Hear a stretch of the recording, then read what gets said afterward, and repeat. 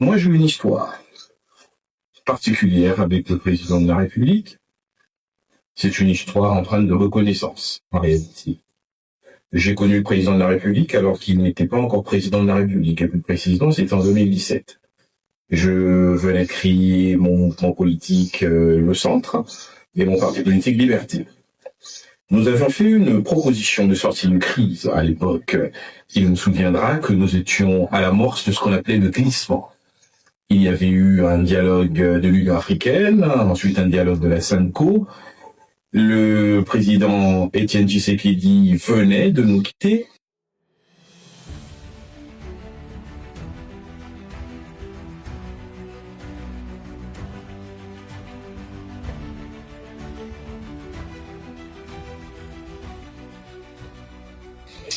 Et les perspectives n'étaient pas claires.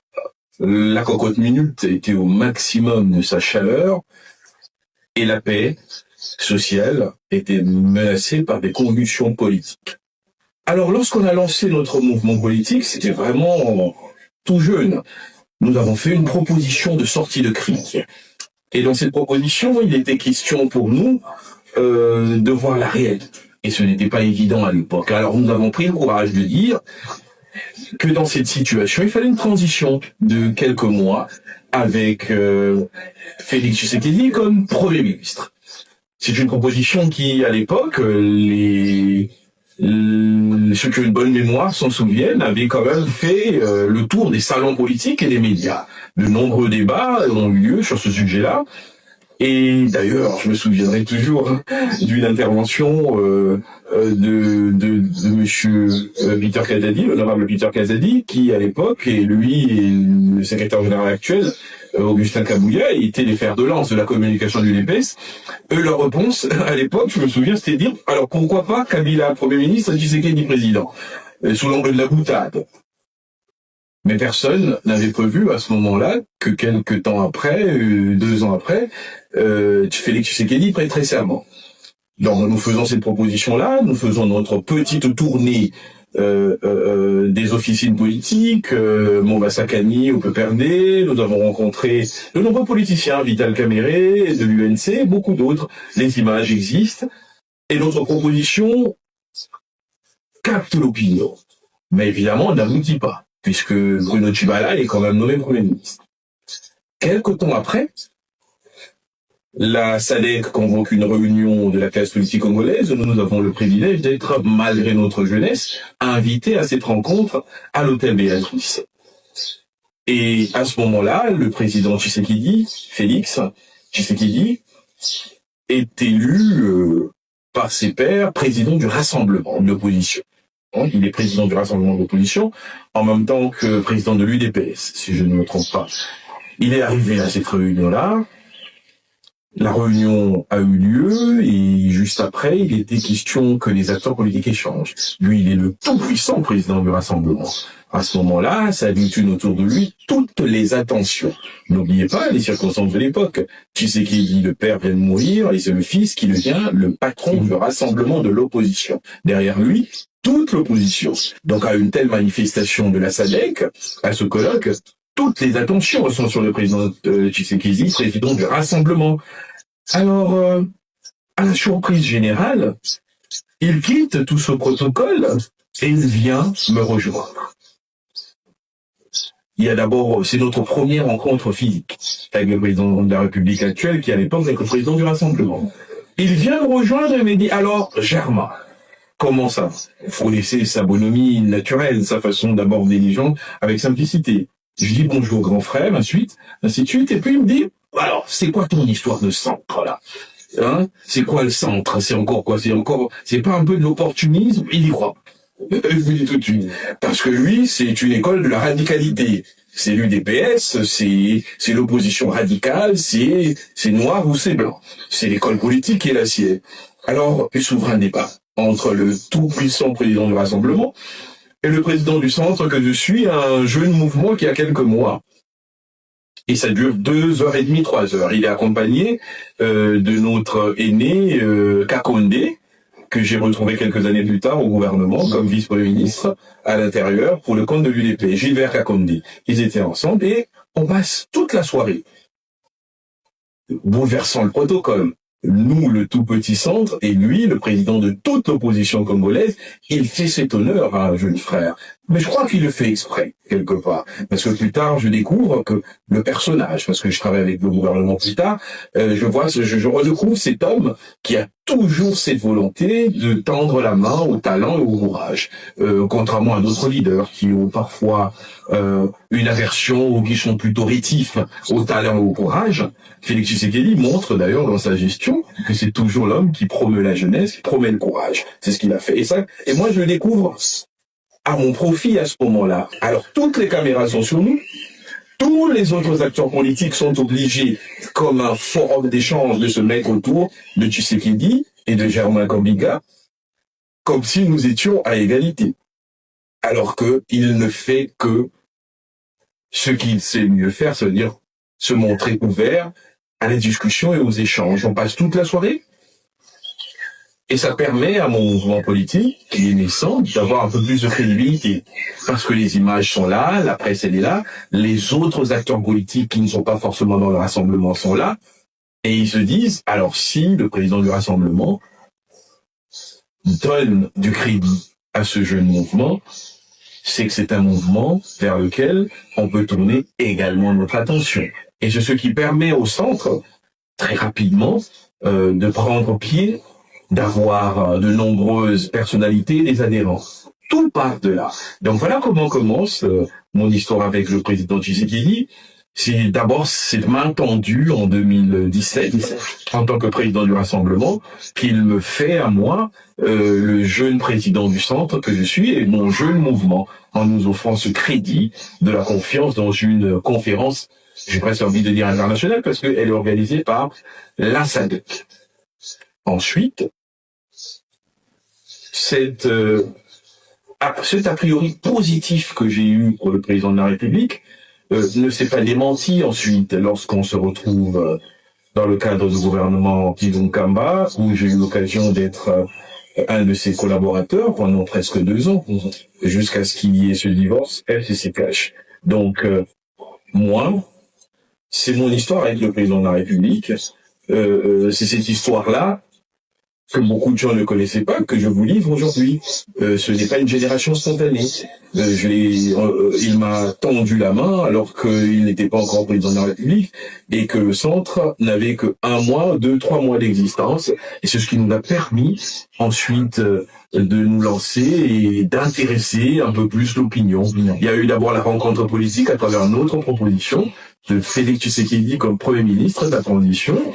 Ensuite, il y a la rencontre physique dans le cadre de cette réunion de la SADC qui permet de tisser ce lien-là que j'ai eu le privilège de consolider dans le cadre du gouvernement de la République qu'il présidait, il a pris ses fonctions, son premier gouvernement, où, vous savez, lorsque vous passez 10 heures de temps quasiment par semaine avec le président de la République dans le cadre des conseils des ministres, parce que effectivement il tient à ces conseils des ministres qui parfois durent 10 heures. Vous avez le temps de connaître le personnage. Et ce que nous, on a pu découvrir ensuite, c'est que il y a cette simplicité. Il a une conception sympathique du pouvoir. La conception sympathique du pouvoir, c'est un peu à la Merleau-Ponty. Il prend l'autre, il ne prend jamais l'autre au sens de l'adversaire, au sens d'une altérité négative, comme ce serait dans le cadre de la dialectique hegélienne ou de la vision de Jean-Paul Sartre, où l'enfer, ce serait les autres. Il est plutôt dans cette approche à la Merleau-Ponty. Rencontrer l'autre par la sympathie, par l'ouverture, la confiance a priori. Et cette idée qu'il n'y a rien qui est impossible. Et ce sont les premières choses que je découvre lorsque je fais mes premiers conseils de ministre avec le président de la République. C'est quelqu'un qui croit au pouvoir performatif de la volonté, de la parole, de l'autorité. 2 anecdotes pour illustrer le personnage. C'est d'abord la question de la gratuité de l'enseignement, qui est finalement cette reforme de civilisation qui va être sa marque de fabrique pour la postérité. On pourra tout arracher à Félix Tshisekedi, sauf ça, sauf la gratuité, ce penchant social, ce retour de millions de jeunes, d'enfants congolais sur le banc de l'école. Ça, c'est une réalité. Il faut maintenant, bien sûr, que ce soit suivi de manière qualitative, par plus de bancs, plus d'écoles et une formation continue des enseignants, mais du moins, aujourd'hui, la gratuité de l'enseignement a remis sur le banc des millions d'élèves. Aujourd'hui, ça a l'air tout à fait normal. Mais dans le cadre de ce premier gouvernement, avec un budget effectif qui dépassait à peine les 3, 4, 5 milliards maximum de mobilisation effective, lorsque dans ce conseil de ministres, le président de la République lance l'idée, le gouvernement de la République est composé à plus de 70% des membres du FCC, donc un peu avec les atavismes de l'ancien régime. Cette gestion plutôt rétive, prudentielle et autres, c'est pris avec beaucoup de scepticisme et quasiment de l'incrédulité. Gratuité de l'enseignement, l'argent viendra d'où? Voilà l'état des caisses. Le président de la République dit, ça va se faire et c'est votre mission. Je veux que l'enseignement soit gratuit. Ça, c'est ma vision. J'ai été élu sur base d'une vision sociale. Vous êtes mon gouvernement. Votre travail à vous, c'est de trouver des solutions. Monsieur Willy Bakonga, qui est ministre de l'État, vous lancez le processus. Monsieur le ministre des Finances, monsieur le Premier ministre, trouvez l'ingénierie financière pour financer cela. Monsieur le ministre de la Coopération internationale, monsieur, mobilisez les partenaires internationaux, ça va se faire et ça doit se faire. La question n'était pas est-ce que notre budget va y arriver, c'est cette volonté performative. Donc je redécouvre cet homme dans cet exercice-là. Il impose. Au début, à limite. Ensuite, les choses se mettent petit à petit en place. Et aujourd'hui, la gratuité de l'enseignement est une réalité. Premier exemple. La manière de gouverner du président de la République, c'est la volonté avant les moyens, la conviction avant les certitudes. Ensuite, je me souviendrai d'un autre débat, et je pense que le ministre Jean-Lucien Moussa est encore vivant, il peut témoigner, parce qu'il avait d'ailleurs lui-même marqué peut-être un certain scepticisme, parce qu'il sortait de l'Assemblée avec des convictions sur les questions budgétaires qui étaient un peu plus dans l'orthodoxie. Alors on a un conseil des ministres, je ne trahis pas les secrets du conseil des ministres, on donne des généralités puisque c'est repris dans les rapports de conseil des ministres. On est dans un conseil des ministres sur la question du budget. Pour l'année, si je ne m'abuse, l'année 2020, puisque nous sommes en 2019. C'est le premier budget de l'ère Tshisekedi. Le président de la République annonce, avant tout débat, qu'il veut un budget à 10 milliards de dollars. Évidemment, les gens qui ont la mémoire des faits vont se souvenir qu'à l'époque, c'est impossible à imaginer. 10 milliards, monsieur le président. Comment est-ce possible? Comment est-ce possible? Alors, c'est le silence total au Conseil des ministres. Le budget des finances, ils ont presque envie de mettre les mains sur la tête. Il leur explique que nous sommes un pays riche. Les paramètres que moi j'ai en ma possession me laissent penser qu'on peut avoir un budget à 10 milliards. Alors, les techniciens, ils vont avec toute la prudence et la conclusion. Et il n'y a qu'un chef de l'État, le Premier ministre Marc Derez, le ministre des Finances, de budget, tout ce que vous voulez, pour dire que techniquement, ce n'était pas possible selon eux. Le président de la République écoute poliment, très poli, c'est quelqu'un qui laisse vraiment la parole. C'est pour ça que mon conseil des ministres durait parfois 10 heures de temps. Il écoutait tout le monde, et évidemment, chacun a donné ses arguments, mais sa conclusion, elle était, oui, je vous ai écouté, c'est vraiment... Mais il nous faut un budget à 10 milliards. C'est votre job, messieurs. Le Congo, attendez-vous le meilleur. Est-ce qu'il a posé une seule question? Est-ce que 10 milliards, c'est trop pour un pays avec les potentialités du Congo? Non, ce n'est pas trop.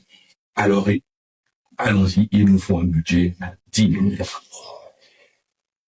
On a fait le projet de budget à 10 milliards. Malheureusement, en 2020, il y a eu le Covid. Ce budget n'a pas pu s'appliquer pleinement. Mais il y avait déjà cette volonté. Et en 2020, ensuite, il y a cette crise politique de CCKH. Et le président de la République met en place son gouvernement entièrement dirigé par lui en 2021, et il a son budget à plus de 10 milliards. Aujourd'hui, je pense qu'on est à 22 milliards de dollars. Donc, c'est parti de cette volonté, de la détermination, cette foi au pouvoir présidentiel et la puissance performative et de la parole présidentielle et de la volonté. La gouvernance de Tshisekedi, que j'ai découverte également, c'est cette gouvernance, bien sûr, de ce poids qu'il fait personnellement peser sur les gens à qui il accorde sa confiance et les fonctions de responsabilité. Son management est un management du monitoring quotidien sur les résultats. Résultat, vous savez, quand vous êtes ministre, vous n'avez pas envie d'avoir des appels du président de la République régulièrement. En réalité, parce qu'à chaque fois que le président vous appelle, c'est pour avoir des réponses précises sur des missions précises. Et le président Tshisekedi, il est là-dedans, sur les directeurs généraux, les régies, sur les ministres, pour des résultats. Et c'est ce qui explique que très rapidement, on a eu des résultats sur l'augmentation du budget et des recettes de l'État. Ce n'est pas simplement l'application mécanique du code minier et de la fiscalité. Il y a un management du résultat basé sur un suivi permanent. Et c'est cet homme-là que j'ai découvert lorsque j'ai eu l'occasion, après notre rencontre d'ordre politique, lorsqu'il n'était pas président. C'est cette expérience de presque 2 ans qui m'a convaincu que il fait confiance au talent, il fait confiance au courage et à la volonté, il fait confiance aux idées. Pour lui, le rôle de l'État, c'est d'accomplir l'impossible. Le rôle de l'État, c'est de faire ce qu'il tente là aujourd'hui, de faire aboutir après la gratuité de l'enseignement, c'est la gratuité de la santé, l'accouchement gratuit. Il pense... On a en fait, lorsqu'on analyse tout cela, la recette de ce qui me convainc, moi, que cet homme mérite d'être accompagné. Pourquoi vous avez voté? Pour toutes les raisons que je viens de vous donner. Pour toutes les raisons, parce que le vote d'un leader politique comme le mien, il est différent du vote du peuple. Le mien, c'est un vote qui se base sur des informations et des convictions que le peuple n'a pas. Le peuple n'a pas l'occasion de connaître physiquement le président. Il y a une histoire personnelle, il y a une histoire professionnelle à travers le gouvernement, entre premier gouvernement. Donc j'ai pu voir qui était le dirigeant Tshisekedi et qu'est-ce que cette façon de concevoir les choses pouvait apporter de positif à l'État, à l'avenir de notre pays. Pour autant que ceux qui ont cette chance de bénéficier de sa confiance comprennent sa volonté de donner à chacun la chance de s'accomplir et d'accomplir ses tâches au service de la République, voient tout cela comme une opportunité de service public et non une opportunité pour s'accomplir et se servir personnellement, ce qui n'est pas toujours évident. Et d'ailleurs, c'est ce qui explique certains égarements que nous avons pu constater. Mais en tout état de cause, moi, je soutiens le président de la République parce que j'ai toujours eu la conviction qu'il a, par cette approche managériale et cette foi à tous ce qui peut être possible du point de vue social pour notre pays, cela m'a convaincu que c'est un homme qui méritait d'être accompagné. Accompagné, pas parce qu'il est parfait, pas parce que tout est bon chez lui, parce qu'il croit qu'il est possible, en donnant l'opportunité à une nouvelle génération de s'affirmer, de se former et de s'accomplir dans les institutions, la possibilité de redresser ce tout. Voilà la conviction de ce que moi je perçois comme vision gestionnaire et managériale du président de la République.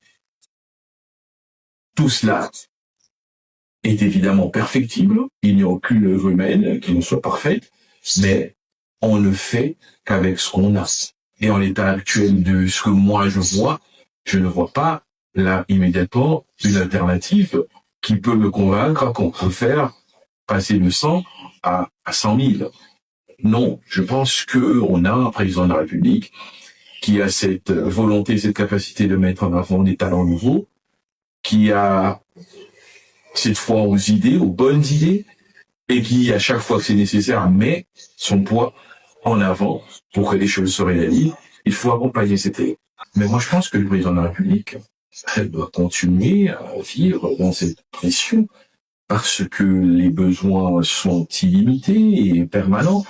Les problèmes également, les problèmes sont permanents et ce qui est attendu du leader qu'il est, c'est de continuer à persévérer et à donner le meilleur de lui-même. Explique la radicalité dont le président fait montre dans le traitement du dossier en rapport avec tous ceux qui veulent l'entraîner à une espèce d'abdication face à l'ennemi. Nous avons des moyens que ce pays n'a jamais eu. Globalement, nous n'avons jamais mis autant de moyens sur notre armée, sur notre sécurité, et que le président de la République continue dans la rigueur à reformer cette armée, à y mettre des moyens, qu'il continue également à implémenter les réseaux diplomatiques dans un esprit du donner et du recevoir, win-win, avec des partenaires stratégiques qui nous permettront d'assurer avec beaucoup plus d'efficacité notre sécurité et qui nous permettront de contribuer à ce grand rendez-vous de l'humanité de demain avec nos ressources, mais dans un esprit win-win. Il nous apporte la sécurité, il nous apporte la technologie, il nous apporte le savoir et la formation, il nous apporte des moyens financiers supplémentaires et nous nous mettons à leur disposition à bon prix nos ressources naturelles. C'est ce package stratégique qui est l'approche la plus réaliste et qu'il faut encourager le président de la République à approfondir pour entraîner notre pays dans la voie de la félicité. Un avenir dans lequel chaque Congolais regardera le lendemain comme une espérance et non plus comme une menace. La dimension pro-pauvre et pro-sociale du président de la République est une approche de gestion qu'il faut poursuivre. Vous savez, lorsqu'on parle de la gratuité de l'enseignement, beaucoup d'intellectuels et de gens qui ne font pas partie de la classe de la société congolaise, des couches les plus vulnérables, d'ailleurs les plus nombreux, veulent parfois tourner cela en dérision. Lorsqu'on parle de la gratuité de la maternité, beaucoup tournent ça en dérision. Mais ils se mettent en fait en marge de la société.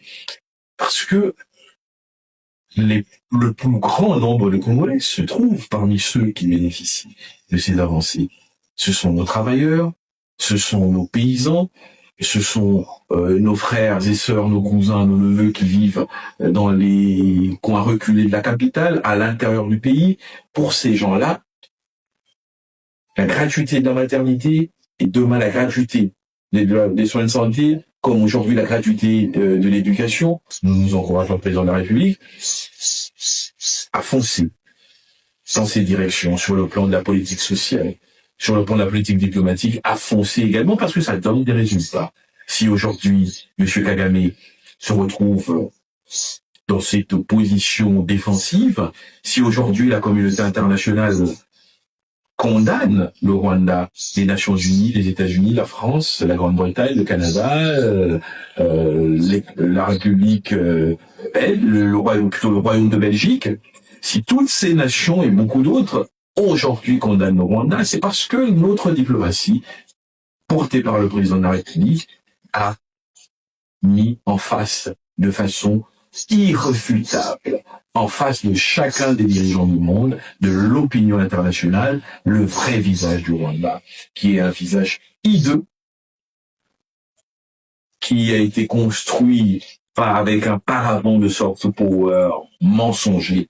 Aujourd'hui, tout le monde a compris qu'il ne s'agit pas de bonne gouvernance au Rwanda, il s'agit de vol au niveau du Congo, qu'il ne s'agit pas de discipline de sécurité au Rwanda, il s'agit d'une dictature qui se base sur la raison fallacieuse d'une insécurité imaginée dans la partie est du Congo comme prétexte à un durcissement des règles de vie commune. Pas de démocratie, régime militaire, pas de mandat démocratique, mandat autoritaire et autocratique.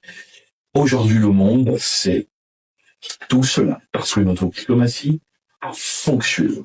Et il faut pousser les choses jusqu'au niveau des alliances stratégiques qui garantiront une pérennité de notre éveil géopolitique et du renforcement de notre puissance géopolitique. Pour cela, l'économie ne peut pas être exempte. Donc ceux qui, aujourd'hui, de manière pernicieuse parce qu'ils savent et qu'ils ne sont pas idiots, ils savent que cette alliance avec les États-Unis, en respectant un certain nombre de conditionnalités qui sont de toute façon contenues dans cet accord, est une alliance qui va bouleverser les règles géoéconomiques et géostratégiques et mettra le Congo au diapason de ses réelles potentialités au niveau régional, sous-régional et dans le concert des nations. Donc, il faut encourager tout cela. Il faut encourager tout cela parce que nous n'avons qu'un seul pays.